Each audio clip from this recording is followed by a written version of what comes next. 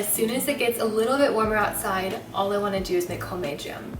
And with everything going on in the world right now, with coronavirus and grocery stores being a little bit crazier than normal, it's kind of hard to find your normal staple products in the store. So since I haven't been able to buy the normal jam I like, I've actually been making my own version at home, and it's honestly even more delicious. For the longest time, I was so afraid of making jam because it's so easy to cook it too long and turn it more into fruit jelly or fruit leather rather than a jam.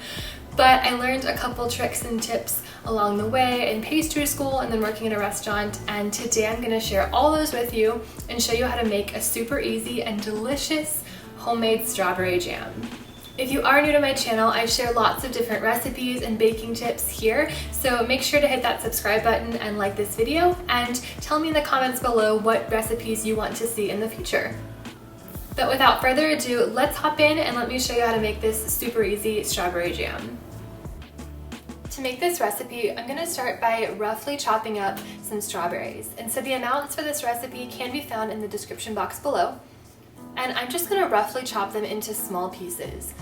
This does not need to be exact at all. You don't need to get a perfect dice or anything. Just get them in pretty small pieces, because the smaller the strawberry size, the more consistent the final jam texture is going to be.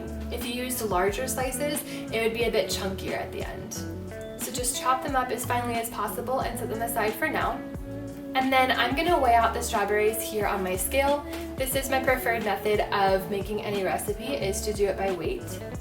And then I'm going to add in the granulated sugar. Like I said, the amount is mentioned below. So I'm going to combine everything in one pot: the strawberries, sugar, a pinch of kosher salt, and then just a tiny little bit of lemon juice.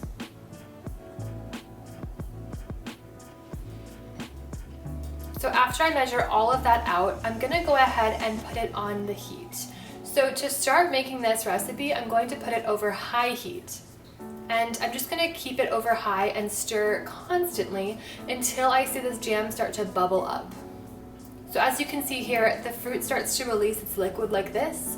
And as you continue to cook it, it's going to get thicker and start to bubble like this.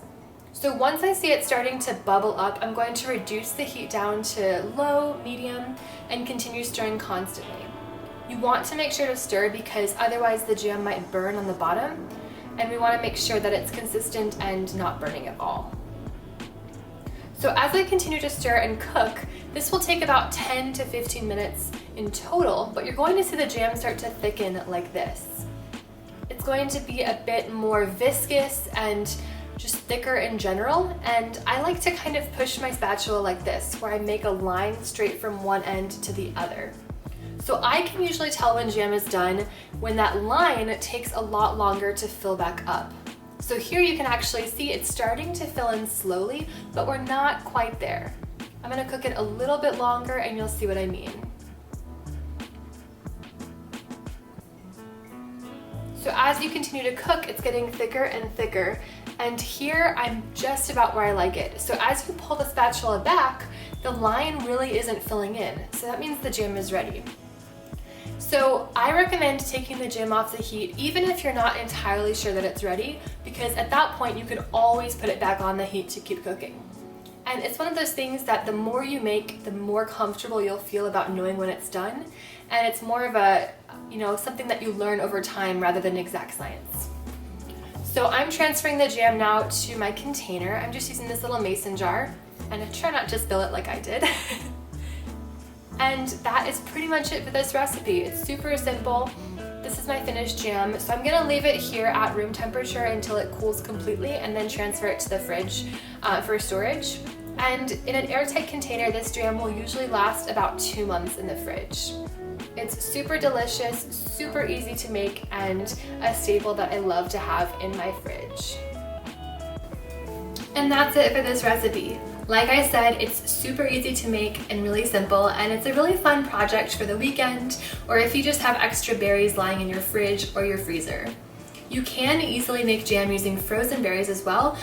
You just substitute them in and follow the recipe as written, and it just might take a little bit longer for the berries to break down in the pot.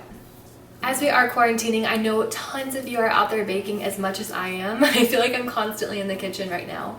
So make sure to stay tuned for more videos with recipes and baking tips from me. I'm so excited to share a lot of content with you soon.